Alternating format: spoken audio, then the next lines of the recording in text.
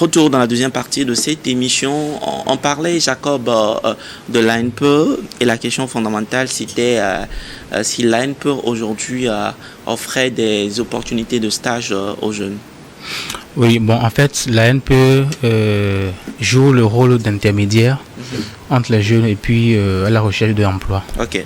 Donc, pas forcément l'emploi direct, mais permettre à ces... Créer le cadre. Créer le cadre là pour permettre à ces jeunes diplômés d'être employés ou bien d'avoir des expériences dans le diplôme. Donc, bon, en fait, ce sont leurs rôles, mais la force est de remarquer qu'il y a des failles. Vous voyez un peu, et aussi il y a plus de demandes d'emploi.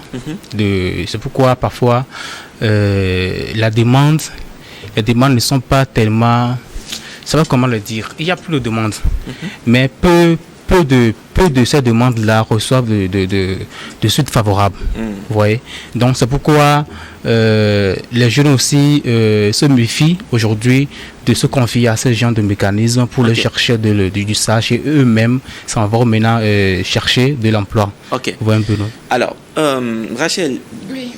Jacob est en train de parler d'un autre aspect important, et c'est quand il parle de la question de méfiance aujourd'hui et tout, où certes on parle de la demande qui est beaucoup plus grande que l'opportunité qui est sur le terrain, mais en même temps on réalise que beaucoup de jeunes aujourd'hui ne veulent plus aller vers, par exemple, quand on parle de l'emploi, on parle de l'ANPE, certains ne vont même pas à l'information. Oui. Quand on dit qu'il y a des opportunités qui sont là, il y a des offres sur le terrain, beaucoup même se disent que est-ce que ça va donner quelque chose? Il y a certains qui ne connaissent même pas le mécanisme. Voilà, certaines personnes qui ne connaissent pas vraiment le mécanisme. Oui, on peut parler de ces personnes-là qui ne font pas le pas pour aller chercher l'information, mais d'autres qui n'ont pas peut-être confiance à ces comment on peut l'expliquer en fait? Bon, il faut dire qu'il y a beaucoup de personnes qui passent par ces mécanismes-là pour chercher de l'emploi et finalement ils ne trouvent pas le résultat escompté. Ou soit quand on prend par exemple Faël, qui est supposé accompagner les gens dans l'entrepreneuriat et tout, où tu retrouves ton projet complètement volé, ou le projet... Est-ce que le mot n'est pas fort? Voler, on peut dire que les idées que tu as, d'autres également. Non. Mais partir sur le nom, le développement de ta société de manière... identique. Voilà, tu peux toujours. Non, que ce soit les personnes qui travaillent à Faège qui se retrouvent à créer ces genres de trucs, ça fait bizarre quand même. Si c'est une autre personne lambda qui crée ton projet, te dit bon, il a aussi eu l'idée, mais la personne à qui tu es parti confier ton projet et c'est lui tu vois en train de réaliser ce à quoi tu as pensé. Mais moi je pense que quand même sur ce plateau on va pas non plus oser dire que c'est peut-être le personnel donc de ces mécanismes là qui font disparaître ces projets, dans la mesure où nous-mêmes des fois on parle de nos projets à des gens, peut-être que tu te dis qu'il y a 2 ou 3 personnes qui sont des intimes, des personnes proches pour toi, et tu partages de ces idées avec eux, et la plupart du temps c'est ces personnes-là qui te tapent le dos. Et c'est justement tous ces trucs-là qui créent le climat de méfiance qu'on a aujourd'hui. Mais est-ce que la méfiance suffit? Il faut aussi passer à l'acte. C'est pas parce qu'une porte m'a été fermée une fois qu'il ne faut plus essayer de frapper à une autre porte. Maintenant, essayer de garder plus secret ses projets, mettre aujourd'hui, en partant soumettre son projet, par exemple, intégrer dans le projet des clauses de confidentialité, de sorte que, même si ton projet venait à être volé, que tu puisses être indemnisé ou... Par qui? Ok. Moi, j'ai l'habitude de dire souvent que quand vous avez un projet et vous voulez en parler à quelqu'un, il faut avoir une idée maîtresse. Il y a une idée maîtresse que seul vous pouvez développer. Même si la personne va développer votre projet, être identique à ce que vous avez en Chine ou bien dans les pays occidentaux, des entreprises qui fabriquent des voitures et autres, les produits. Il y a souvent ce sont des entreprises de famille. Même s'il faut fabriquer, les employés aussi contribuent à la fabrication de ces produits. Mais il y a un ingrédient là, seul, c'est-à-dire le PDG de l'entreprise, mais l'ingrédient.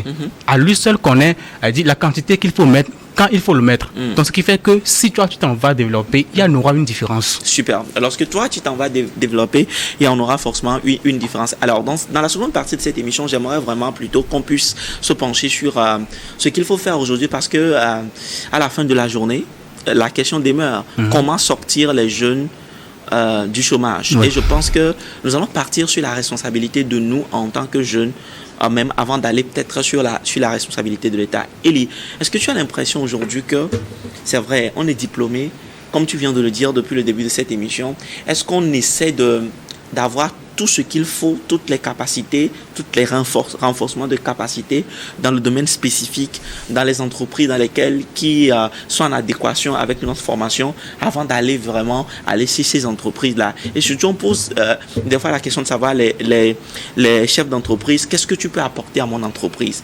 Mais la plupart du temps, on réalise que les jeunes ont du mal, genre, il est là, il regarde comme ça, il ne peut pas répondre à cette question, mais il n'a pas la capacité de pouvoir défendre son dossier. Comment on peut l'expliquer?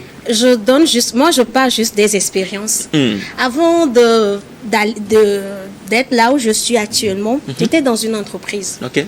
Et là, on m'avait employé comme secrétaire. Parce que je savais faire la saisie, je savais faire les traitements de tests et tout ça. Mais en plus de ça, j'étais graphiste. Waouh! En plus de ça? En plus de ça, j'étais graphiste. En plus de ça, bon, je dis toujours, c'est une grâce Dieu m'a fait d'avoir ce sourire-là.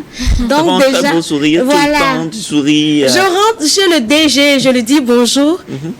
Tu vas rester chez moi. Waouh! Tu vas travailler ici. Donc tout ça compte? Tout ça compte. Ça compte vraiment. Ah! Tout ça compte dans la vie. Comment est-ce que tu te présentes? Comme si c'est toi qui a tous les problèmes du monde. Je ne sais pas ce qui se passe. Comme si c'est toi ceux qui souffrent. Non, mais on a des problèmes. Mais moi, je me dis, c'est pas ça, en fait, quoi. Non, certaines personnes arrivent, quand ils se retrouvent devant le DG, ils se disent en même temps que Amé Atchandiak Bagbeyon. Non, en fait, et puis cette personne est là, renfrognant la mine et tout. C'est comme si, c'est l'entreprise qui est la source de ces problèmes. Voilà. Donc, déjà, avec ça, là, lorsque je partais, maestro, et CVV, et puis quoi, mais qui peut être comme toi? J'avais juste fait 4 mois, mais en un mois, c'est que chaque mois, il ajoutait 10 000 à mon salaire de base. Wow. Mais quelle a battu Wodoko ou non? Qui peut me faire ça? Non, j'ai cherché, franchement. C'est pas pour me vanter, mais j'ai pas trouvé. Parce que je parlais avec des gens, des amis et tout, des collègues, qui avaient des compétences comme moi, mais donc on n'a pas trouvé quelqu'un comme ça. Vous voyez un peu. Donc, en réalité, si on peut comprendre, c'est vrai, on peut dire sur ce plateau honnêtement que nous attendons de l'État de créer encore plus d'emplois à la jeunesse. Ça, c'est fondamental et c'est notre coup de cœur à l'État. Mais au-delà de ça, la jeunesse a une très grande responsabilité. Une très grande responsabilité. Aujourd'hui, au-delà du diplôme, n'ont pas d'autre chose à faire valoir. Mais on peut aller au-delà de nos compétences habituelles. Ce qu'on a appris à l'école, c'est bon. Moi, dans mon service, là où je suis, si le DG m'appelle maintenant d'aller faire une photocopie, je suis capable de faire la photocopie. D'imprimer un texte, je suis capable de faire. On pense que ça, c'est fait pour certaines personnes. Secrétaire obédant, comme si nous, on n'en a pas besoin. Mais si le DG m'appelle maintenant de faire une présentation PowerPoint, bien cadrer les choses, que ça soit joli, je peux le faire parce que je l'ai appris. Il y a des opportunités sur Internet. On a ChatGPT, on a chat, non seulement on a chat, DeepSeek. On a tellement de choses. Allons apprendre des opportunités, des formations qui sont gratuites en plus. Mais qui sont gratuites. On se dit aujourd'hui que d'être sur TikTok et tout. On est sur TikTok, on se balade, on fait du n'importe quoi. De tout ce qu'il y a comme actualité. Mais on ne veut pas se cultiver. Mais moi, je me dis, le problème, ça revient à nous jeunes. Mais est-ce que quelque part, moi, je pense que c'est peut-être mon point de vue aussi dans cette émission, même si je suis là fondamentalement pour poser les questions. Est-ce que, quelque part, l'État ne devrait pas exiger au-delà du diplôme un certain nombre d'habiletés, de capacités? Parce que moi, c'est impressionnant quand j'entends Lee me dire tout de suite qu'au-delà de son diplôme, elle a une compétence dans le domaine du graphisme, elle a une capacité dans le... Aujourd'hui. Est-ce que vous remarquez pas que au-delà du diplôme, l'expérience, on dit savoir maîtriser savoir faire ça et tout ça. C'est à cause de ça, je dis le diplôme ne fait pas l'emploi.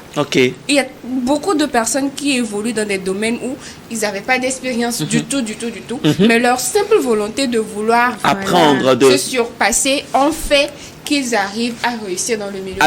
Alors on peut partir de ça et dire, Jacob, sur ce plateau que même si tu as le diplôme et que tu n'as pas encore le travail, tu dois continuer par apprendre, te renforcer. C'est clair. Oui, justement, en fait, quand tu as le diplôme te permet d'avoir une ouverture. Vous voyez un peu. Maintenant, il faut ajouter une valeur. Il faut avoir une valeur ajoutée. Et c'est forcé quand vous arrivez, vous arrivez à un entretien, on vous demande qu'est-ce que vous pouvez ajouter. Déjà, certaines personnes arrivent même à l'entretien sans avoir une idée sur l'entreprise. Voilà. C'est-à-dire qu'il arrive pour lui, il a fait son truc, il est venu. Même des fois, le CV, la lettre de motivation, avec tellement de fautes. Je m'en venais même. Vous prenez, quand j'ai terminé ma formation à la radio, et puis il y a notre formateur, monsieur Joachim Gauthier, que je salue de passage, qui disait qu'il a reçu, vous savez, souvent à la radio, il y a les employeurs qui demandent des annonces. Et monsieur Joachim me disait qu'il y a une fille qui a porté une lettre. C'est catastrophique.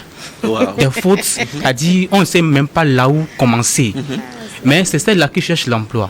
Vous voyez un peu. Donc, mais si on l'appelle pas, elle dira que on va dire douane d'or. Et même aujourd'hui, le français pose beaucoup de problèmes à beaucoup de personnes. Quand on parle de l'oratoire, il faut se faire former, prendre la parole, la prise de parole en public et tout. Beaucoup de personnes se disent qu'elle a son nom. Il y a des formations, vous participez pas. Et après, alors que pour se présenter, des forums qui sont là, on ne participe pas. Simple recherche sur Internet, les gens ne savent pas le faire. Alors, on n'est pas dans cette émission pour tacler la jeunesse, mais vraiment pour vraiment qu'on puisse prendre conscience de la responsabilité qu'elle a. Donc, même si nous sommes également en train de parler de la responsabilité de l'État dans cette affaire. L'autre chose, aujourd'hui, moi, j'ai réalisé que l'ANPE, que ce soit l'ANPE, c'est vrai, on a dit beaucoup de choses au sujet de l'ANPE, du FAEG et tout, on leur demande de faire davantage, mais il y a tellement de programmes aujourd'hui où, par exemple, sur les questions d'orientation, comment écrire son CV, comment trouver les offres d'emploi, comment écrire une lettre de motivation et tout ça. Ces formations sont là. Quand tu vas à l'ANPE, mais ils le font. La plupart du temps, les choses se disent, on y a des dômes, les dit là, on va goûter, on va s'en mais la fille, on la goûte, mais en réalité, c'est des choses dont on a besoin aujourd'hui. Elie. Maestro. Si je vais partir encore d'un exemple, à l'ANPE, on a passé un moment à l'ANPE. Il y a des gens, on te demande quelles sont tes compétences. Ah bon, j'ai eu mon diplôme, j'ai fait la FASEG. Je sais faire les calculs, je peux gérer les comptes et tout. Quelles sont tes compétences? Présente. En fait, quand on te dit, maestro, présente-toi, comment est-ce que tu peux te présenter? Les gens ne savent pas que tout ça s'apprend. On me demande, Elie, que je puisse me présenter maintenant dans une entreprise. C'est vrai, je suis inspecteur du travail. Mais au-delà de ça, il faut qu'on apprenne maintenant. Même comment se comporter, même au sein de... Je sais gérer. Voilà. Je sais gérer. C'est ça aussi. Comment savoir, je sais pas, le leadership. Le leadership, les aptitudes et tout au sein d'une organisation, comment parler à son chef. C'est des choses qui sont très importantes. Des fois, en stage, tu es très compétent, mais tu ne sais pas t'adresser aux gens. Justement. Tu ne sais pas te comporter. Et c'est très important pour un chef d'entreprise. Sinon, les compétences, tout le monde est compétent. J'ai souri un jour, Elie, quand on avait reçu, en parenthèse, dans une boîte, un stagiaire, c'est une dame, elle est une jeune dame très douée et tout. Mais qu'est-ce qui s'est passé le midi, le PDG était là. Bon, souvent il n'est pas là, il y a le directeur, mais ce jour-là il est rentré et il sonnait vers 11h, quelque chose comme ça. Il rentrait dans les bureaux et voilà la jeune dame qui avait ses deux pieds sur le bureau avec son téléphone en main. Vous imaginez un peu. Et quand on dit, vous c'est qui? Et elle a commencé par dire, je suis stagiaire. Il dit, ton stage a fini aujourd'hui. Voilà. Voilà. En fait, les gens disent, hein, aujourd'hui, quand on rentre dans les bureaux, c'est vrai qu'il y a des moments où on est désœuvré. Où on a envie de... Il n'y a pas de boulot, on ne sait pas sur quoi se pencher. Mais ce n'est pas le moment où il faut être sur son téléphone. Nous tous, on utilise le téléphone. Boulot, hein. Nous tous, on l'utilise. C'est des petites astuces, oui. Toi, tu et alors, quand qui énerve ton boss, en fait. Tu as dit que c'est toujours ton envoi, mais c'est toi qui utilises plus ton téléphone devant les gens. Quand on ouvre le bureau, c'est toi qui es assis d'une manière. Même des fois, en plein oignon, dans le reflet, tu as ton téléphone. Mais c'est toi qui veux qu'on te donne du travail parce que tu es en stage. Alors ou que tu es c'est dans ces moments libres-là qu'il faut aller faire des recherches. Moi, la dernière fois, je me suis juste amusée pour dire les offres à l'international avec le diplôme que j'ai. Oh, maestro! Il y a tellement. C'est comme si tu te dis, qu'est-ce que je fais ici? Je peux démissionner, aller chercher ailleurs alors. Mais bon, c'est qu'il y a des opportunités qu'on peut saisir. Il y a tellement d'opportunités. Je vais sur le site internet de l'UNICEF, je vois qu'ils veulent des volontaires, des jeunes qui peuvent juste, ne serait-ce que pour un an. Donc on ne va pas souvent l'information. On ne va pas l'information, on ne cherche pas. On ne va pas l'information, voilà. On ne cherche pas. On se dit, bon, bon. Et puis aussi,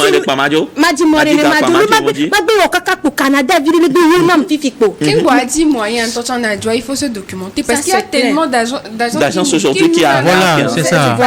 On ne va pas forcément à la recherche de l'information. Tout ce qu'on arrive à faire, c'est de déposer nos dossiers, remettre l'argent et c'est tout. Qu'est-ce que tu veux faire? L'agence là, est-ce que l'agence peut effectivement m'accompagner dans ce que je veux? En fait, vous aurez l'impression en nous écoutant comme si on vous jetait la pierre. Mais ce sont des erreurs que nous tous on a eu à faire. Ça c'est clair.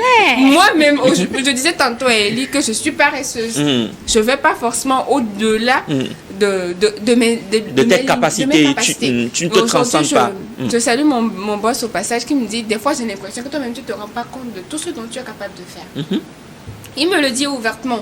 Aujourd'hui, quand je vais dans son bureau, je présente quelque chose, il dit, Rachel, on dirait que toi-même, tu ne te rends pas compte de ce que tu peux faire, en fait. Wow. Tu vois, je n'étais pas rentrée là-bas.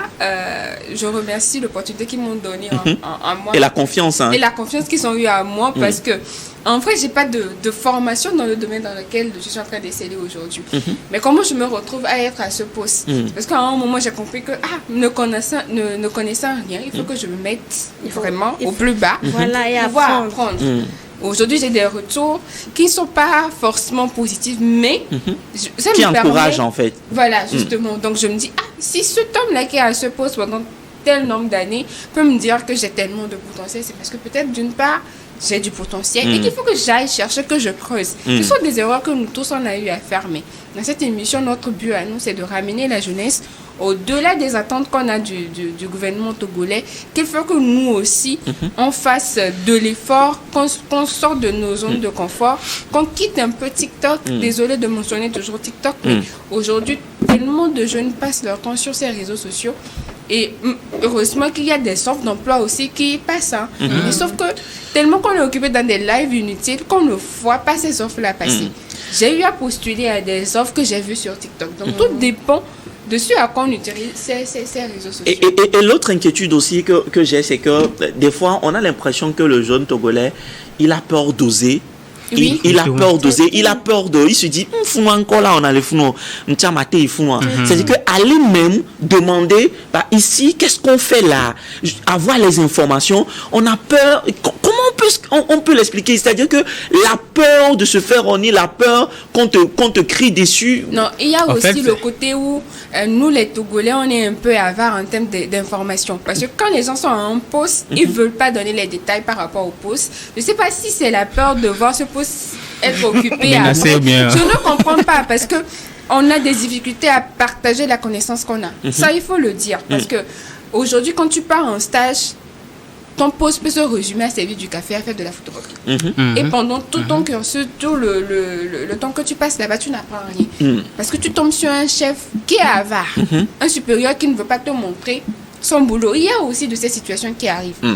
Et il y a aussi l'autre côté où on fait des stages, on accumule des stages sur stages qui ne finissent pas sur des débouchés. Qui ne finit donc qui ne finit pas sur un très bon débouché. Et cela me permet de faire encore de la pédagogie aujourd'hui avec nos jeunes qui nous suivent dans cette émission. Quand on est au Togo, à Lomé, par exemple, on te dit, on parle du FAESH. FAESH, comment est-ce qu'on peut définir le FAESH? FAESH se trouve où, par exemple, à Lomé? Il y a plusieurs qui ne savent pas. L'ANPE se trouve où? L'ANPE fait quoi? Beaucoup de personnes ne savent pas. L'ANVT se trouve où? L'ANVT fait quoi? Beaucoup de personnes ne le savent. ANPGF se trouve où? ANPGF fait quoi? MIFA fait quoi? Il y a tellement de mécanismes que nous avons aujourd'hui. C'est vrai, on a besoin que l'État fasse davantage, mais ce qui existe sur le terrain, quand on parle de la coalition nationale pour l'emploi des jeunes, qu'est-ce que la coalition fait? Beaucoup de personnes n'en savent absolument grand-chose. Et pour moi, dans cette émission, c'est également l'occasion pour nous, surtout les jeunes qui sont en quête de travail, vous venez d'écouter, allez à l'information, cherchez du moins à avoir l'information, poussez votre curiosité à s'informer. Et ça ne coûte absolument rien. Avant de dire que vous avez toqué, on ne vous a pas ouvert la porte. Et c'est très très important dans cette émission. Alors, nous parlons également de la responsabilité de nos dirigeants aujourd'hui, parce que oui, la jeunesse doit faire ceci, oui, la jeunesse doit aller frapper à des portes et tout. Mais pour toi, Rachel, aujourd'hui, qu'est-ce que toi tu attends de l'État, de nos gouvernants en matière d'emploi, en matière d'employabilité dans notre pays, le Togo? Alors, c'est vrai, nous sommes pratiquement dans le 5e République, hein, et qui dit 5e République doit donner de l'emploi, on doit trouver de l'emploi à tous les jeunes, aider chaque jeune à s'épanouir. Sinon, pour nous, c'est fondamentalement pour nous, si 5e République va faire que chaque jeune au pays, au Togo, aura un travail décent et chaque travailleur aura un salaire qui le permettra d'être épanoui. C'est pas un grand problème. Allons-y. Alors, qu'est-ce que moi je dirais dans un premier temps, il faut qu'on revoie quand même notre système éducatif au Togo. D'accord. Et dans un second temps, oui. Mais ça revient tout le temps, hein. Ça revient tout le temps. Il faut qu'on revoie le système éducatif au Togo. Rapidement. Accompagner les jeunes aujourd'hui, que ce soit par des formations, l'intégrer obligatoirement au cursus scolaire, c'est-à-dire que au même moment où la personne suit une formation, qu'elles aient la possibilité de l'appliquer pour avoir une expérience. Parce qu'aujourd'hui, quand on tombe sur des offres, on met 5 ans d'expérience alors que la personne vient juste de finir le cursus. Au-delà de ça, il faut que le Togo sache aujourd'hui, comment dirais-je, en termes de formation, ce dont on a besoin. Et si à l'université aujourd'hui, il y a des filières qui ne nous servent pas ou qui ne nous permettent pas aujourd'hui d'intégrer le milieu professionnel, pourquoi les garder ou du moins pourquoi orienter les jeunes vers ces filières-là? Super. Jacob. Bon, en fait, ce que moi je vais vouloir que l'État togolais fasse, le gouvernement togolais fasse encore plus d'élaborer une politique publique. Ouais. Une politique publique en matière d'emploi. En matière d'emploi pour que ça touche aussi un grand nombre de jeunes. Parce qu'il y a des jeunes aujourd'hui, mais là ne savent pas s'il faut passer par là ou par là. Donc, si le gouvernement fasse des élaborations, des mises à l'agenda, des évaluations et puis les analyses et tout, je pense que au moins sur 10, au moins 4. Il y avait des orientations qui se faisaient à l'université. À l'université de Lomé. Je ne sais pas si ça continue ou pas. Je ne sais pas si ça continue ou pas. Encourager les jeunes à aller sur de ces orientations. Donc, je vais chuter en disant que nous prions à ce que le gouvernement fasse une mise à jour sur les politiques publiques. Moi, j'ai eu même à développer un projet qui m'est venu et j'ai eu à écrire. C'est un jeune, un emploi. Et comment le faire? C'est que l'État puisse aider les entreprises déjà existantes dans les honorations de certaines tâches, au fait, si je peux le dire ainsi. Pour dire, si tu emploies au moins 10 jeunes par an, il y a on peut te faire une réduction par rapport aux taxes, tout ça. Donc, je me dis, si il y a... Parce qu'on dit, nous les personnes physiques qui sont bien portantes comme ça, on souffre du travail. Mais aussi on va dans le domaine des handicapés. C'est tout un autre problème là-bas. Donc du coup, il va falloir que tout le monde, ensemble, qu'on puisse se tenir les mains. Et avancer. Ensemble, qu'on puisse se tenir les mains et avancer. Je dirais donc sur ce plateau, aujourd'hui, dans cette émission où nous parlons donc des diplômés à la maison incohérents, ça c'est le thème du jour, la jeunesse où les jeunes, par les jeunes, pour les jeunes.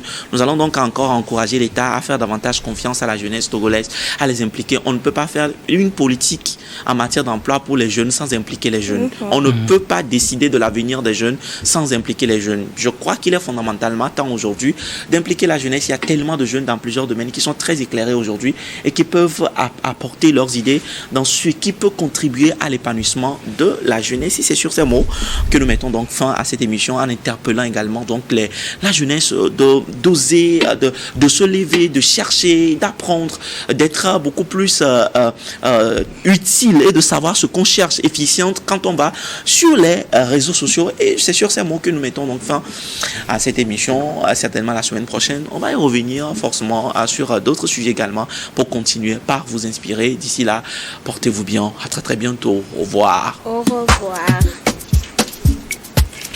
Au revoir.